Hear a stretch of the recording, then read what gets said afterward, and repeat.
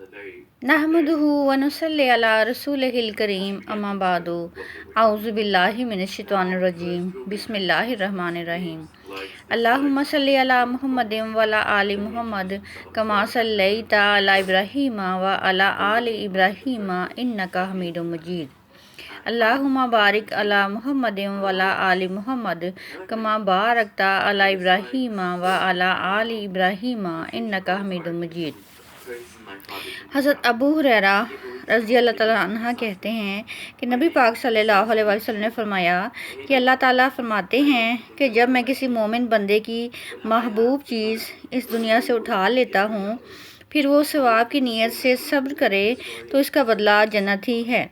بحوالہ صحیح بخاری جلد سوم حدیث نمبر 1355۔ سورۃ الصف جو کہ قرآن پاک کی 61 نمبر کی سورہ ہے، اس کی تفصیل کچھ یوں ہے کہ اس کا نام چوتھی آیت کے فقرے سے ماخوذ ہے۔ مراد یہ ہے کہ یہ وہ سورہ ہے جس میں لفظ صف آیا ہے۔ زمانہ نزول کسی معتبر روایت سے معلوم نہیں ہو سکا کہ اس کا زمانہ نزول کیا ہے۔ غالباً غزوہ احد کے متصل زمانے میں یہ نازل ہوئی ہے، کیونکہ اس کے پس منظر میں جن حالات کی طرف اشارہ ہوتا ہے وہ اسی دور میں پائے گئے تھے۔ مسلمانوں کو ایمان میں اخلاص اختیار کرنے اور اللہ کی راہ میں جان لڑانے پر ابھارنا اور ضعیف العقاد مسلمانوں کو مخاطب کیا گیا ہے، ان لوگوں کو بھی جو کہ اسلام کا جھوٹا دعویٰ کر کے اسلام میں داخل ہو گئے تھے۔ ان میں کچھ مخلص بھی تھے اور بعض آیات کا خطاب دوسرے گروہوں سے ہے۔ بعض میں صرف منافقین مخاطب ہیں اور بعض میں سخن صرف مخلصین کی طرف ہے۔ انداز کلام سے معلوم ہو جاتا ہے کہ کہاں کون مخاطب ہے۔ آغاز میں تمام ایمان لانے والوں کو خبردار کیا گیا ہے کہ اللہ تعالیٰ کی نگاہ میں نہایت معبوس لوگ وہ ہیں جو کہ کہیں کچھ اور کریں کچھ۔ ایسے لوگ اللہ تعالیٰ کی نظر میں اچھے نہیں ہیں، اور وہ لوگ جو کہ راہ خدا میں لڑنے کے لیے سیسہ پلائی ہوئی دیوار کی طرح ڈٹ کر کھڑے ہوں۔ پھر آیت نمبر 5 سے 7 میں نبی پاک صلی اللہ علیہ وسلم کی امت کے لوگوں کو متنبہ کیا گیا ہے کہ اپنے رسول صلی اللہ علیہ وسلم اور اپنے دین کے ساتھ تمہاری روش وہ نہ ہونی چاہیے جو موسیٰ علیہ السلام اور عیسیٰ علیہ السلام کے ساتھ بنی اسرائیل نے اختیار کی تھی۔ حضرت موسیٰ علیہ السلام کو وہ خدا کا رسول جاننے کے باوجود جی جان سے تنگ کرتے رہے، اور حضرت عیسیٰ علیہ السلام سے کھلی نشانیاں دیکھ لینے کے باوجود ان کو جھٹلانے سے باز نہ آئے تھے۔ اس کا نتیجہ یہ ہوا کہ اس قوم کا مزاج سانچے ہی میں ٹیڑھا ہو گیا اور ان سے ہدایت کی توفیق چھین لی گئی کہ کوئی ایسی قابل رشک حالت نہیں ہے کہ کوئی دوسری قوم اس میں مبتلا ہونے کی کوشش کرے یا خواہش کرے۔ پھر آیات 8 سے 9 میں اعلان کیا گیا ہے کہ یہود و نصارہ اور اسے ساز باز کرنے والے منافقین اللہ تعالیٰ کے نور کو بجھانے کی چاہے جتنی ہی کوشش کر لیں، یہ پوری آب و تاب کے ساتھ دنیا میں پھیل کر رہے گا، اور مشرکین کو خواہ کتنا ہی ناگوار گزرے تو دین اسلام دوسرے دن پر غالب آ کر رہے گا انشاءاللہ۔ اس کے بعد آیت 10 سے 13 میں اہل ایمان کو بتایا گیا ہے کہ دنیا اور آخرت میں کامیابی کی راہ صرف ایک ہے، اور وہ یہ ہے کہ اللہ اور اس کے رسول صلی اللہ علیہ وسلم پر سچے دل سے ایمان لاؤ اور اللہ تعالیٰ کی راہ میں جان و مال سے جہاد کرو۔ آخرت میں اس کا ثمر ملے گا، گناہوں سے نجات ملے گی، گناہوں کی مغفرت ہوگی، اور ہمیشہ ہمیشہ کے لیے جنت کا حصول ہے، اور دنیا میں اس کا انعام خدا کی تائید و نصرت اور فتح و ظفر ہے۔ آخر میں اہل ایمان کو تلقین کی گئی ہے کہ جس طرح حضرت عیسیٰ علیہ السلام کے حواریوں نے اللہ تعالیٰ کی راہ میں حضرت عیسیٰ علیہ السلام کا ساتھ دیا تھا، اسی طرح سے وہ انصار جو کہ اللہ تعالیٰ کی راہ میں لڑیں یا کافروں کے مقابلے میں ہوں، تو اسی طرح اللہ تعالیٰ کی تائید انہیں بھی حاصل ہو، جس طرح سے پہلے ایمان لانے والوں کو حاصل ہوئی تھی۔ سورۃ الصف جو کہ 61 نمبر کی سورہ ہے، اس کی خلاصہ اس طرح سے ہے کہ جیسے نمازوں کی صف ہوتی ہے اور قطار ہوتی ہے، ایک لائن ہوتی ہے، تو اسی طرح سے صف کے اس معنیوں میں استعمال ہوا ہے۔ یہ مدنی صورت ہے اور ہجرت مدینہ کے بعد نازل ہوئی ہے۔ اس کی 14 آیات ہیں۔ صف اس لیے کہا کہ نبی پاک صلی اللہ علیہ وآلہ وسلم سے صحابہ کرام رضی اللہ تعالیٰ عنہ نے پوچھا کہ اے اللہ کے رسول صلی اللہ علیہ وآلہ وسلم، ہمیں پتہ چل جائے کہ اللہ کو کیا پسند ہے، اس کے محبوب کیا چیز ہے اور کیا چیز ہے جو اللہ تعالیٰ کو پسند ہے، تو وہ ہم کیا کریں۔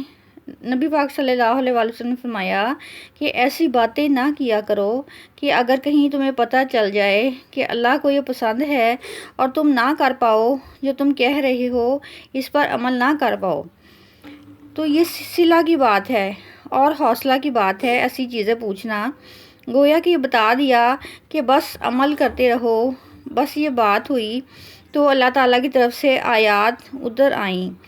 بے شک اللہ تعالیٰ کو محبوب ہے یہ بات کہ لوگ اللہ تعالیٰ کے راستے کی طرف قتال کریں، ایسے جیسے صف بنا کر، کہ جیسے سیسہ پلائی ہوئی ایک دیوار ہے۔ نماز میں انسان اسی طرح صف بنا کر شیطان سے لڑتا ہے، اور میدان جنگ میں انسان لڑتا ہے جیسے امام کے پیچھے انسان کھڑا ہوتا ہے، ویسے ہی میدان جنگ میں ایک جرنیل کے پیچھے کھڑا ہوتا ہے۔ چنانچہ اس لیے اس کا نام سورہ صف رکھا گیا، اور سورۃ الصف کے اندر کاروبار اعظم کا ذکر ہے۔ دنیا میں انسان چھوٹی چھوٹی تجارتیں اور کاروبار کرتا ہے، اس میں اللہ تعالیٰ نے جس کاروبار اور تجارت کا ذکر کیا ہے وہ سب سے بے نظیر اور بڑا کاروبار ہے۔ اے ایمان والو، کیا میں تمہیں خبر نہ دوں ایسی تجارت کی جو اللہ تعالیٰ کے عذاب سے تمہیں بچائے؟ جیسے دنیا کی چھوٹی چھوٹی تجارتیں تمہیں فقر و فاقہ سے بچاتی ہیں، لیکن میں تمہیں ایک ایسی تجارت اور کاروبار بتاتا ہوں کہ جو بروز آخرت اللہ تعالیٰ کے ہولناک عذاب سے تمہیں بچائے گا، اور وہ تجارت یہ ہے کہ تم اللہ تعالیٰ پر ایمان لاؤ، اللہ تعالیٰ کے رسول صلی اللہ علیہ وآلہ وسلم پر ایمان لاؤ، اور اللہ اور اس کے رسول صلی اللہ علیہ وآلہ وسلم کے راستے میں جہاد کرو۔ جہاد اپنے مال کے ساتھ کرو، اپنی جان کے ساتھ کرو، اور یہ ایمان اور عمل صالح کی جد و جہد ساری زندگی جاری رہے، اور یہ جد و جہد اللہ تعالیٰ کو بڑی پسند ہے، جان کے ساتھ ہو یا مال کے ساتھ ہو۔ اللہ تعالیٰ تمہیں ایک ایسی تجارت کا پتہ دے رہے ہیں کہ اس کے انعام میں اللہ تعالیٰ آخرت میں تمہارے لیے جنت کا دروازہ کھول دیں گے، اور جنتیں تمہارے لیے بڑی کامیابی ہیں۔ قانون بیان کیا، کیوں کہتے ہو وہ جو تم کر نہیں سکتے؟ گویا اس میں اشارہ ہے بنی اسرائیل کی طرف۔ بنی اسرائیل نے حضرت موسیٰ علیہ السلام سے جب معاہدہ کیا تھا تو اسے پورا نہیں کرتے تھے، اور خود موسیٰ علیہ السلام کہتے تھے کہ تم لوگ مجھے کیوں ایذا دیتے ہو، اور جب میں کہتا ہوں آگے بڑھو، یہ کام کرو، اس کام کو تم کرتے نہیں ہو۔ اس طرح عیسیٰ علیہ السلام نے جب کہا کہ کوئی ہے تم میں سے جو اللہ تعالیٰ کے لیے میرا مددگار بنے، تو حواری اٹھے کہ ہم مددگار ہیں، اور مدد کے لیے نہیں آئے۔ اس موقع پر اللہ تعالیٰ نے صحابہ رضی اللہ تعالیٰ عنہ کی شان بیان کی۔ صحابہ رضی اللہ تعالیٰ عنہ کی شان یہ ہے کہ یہ اللہ تعالیٰ کے رسول صلی اللہ علیہ وآلہ وسلم کے لیے تن من دھن کی قربانیاں دیتے ہیں۔ سورۃ الصف کو پڑھنے کے کچھ فوائد ہیں۔ قرآن پاک میں ہر مشکل اور ہر بیماری کا علاج موجود ہے۔ اسی طرح سے ہر سورت کو پڑھنے کے کچھ مخصوص فوائد ہیں۔ سورۃ الصف کو پڑھنے کے اپنے کچھ مخصوص فوائد ہیں۔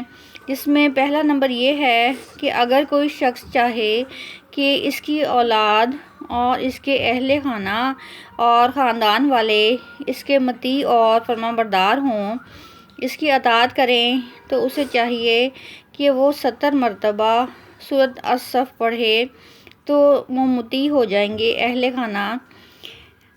سورۃ الصف کو پڑھنے کا دوسرا فائدہ یہ ہے کہ سورۃ الصف بعد نماز فجر روزانہ 3 مرتبہ تلاوت کرنا اور ہر قسم کی ناگہانی آفت، بیماری اور بلا سے محفوظ رکھتا ہے۔ اس کو پڑھنے کا تیسرا فائدہ یہ ہے کہ جس بچے کا ذہن کمزور ہو، وہ پڑھنے میں کمزور ہو، اس کے لیے بعد نماز فجر باوضو 1 مرتبہ سورۃ الصف پڑھ کر پانی پر دم کر کے بچے کو پلائیں تو یہ بچے کے ذہن کو بہتر بناتا ہے۔ سورۃ الصف کو پڑھنے کا فائدہ یہ ہے کہ روزانہ بعض نماز فجر پڑھیں تو گناہوں کی سیاہی کو دور کرتا ہے اور چہرے کو اور قلب کو نورانی کرتا ہے۔ اگر کسی کا بیٹا یا بیٹی ناخلف ہوں اور والدین کی اطاعت نہ کرتے ہوں تو باوضو سورۃ الصف پڑھ کر ان پر دم کریں اور پانی پر دم کر کے انہیں پلائیں۔ انشاءاللہ ان کے دل سرکشی سے ہٹ کر اطاعت و فرمانبرداری کی طرف آ جائیں گے۔ وآخر دعوانا ان الحمدللہ رب العالمین۔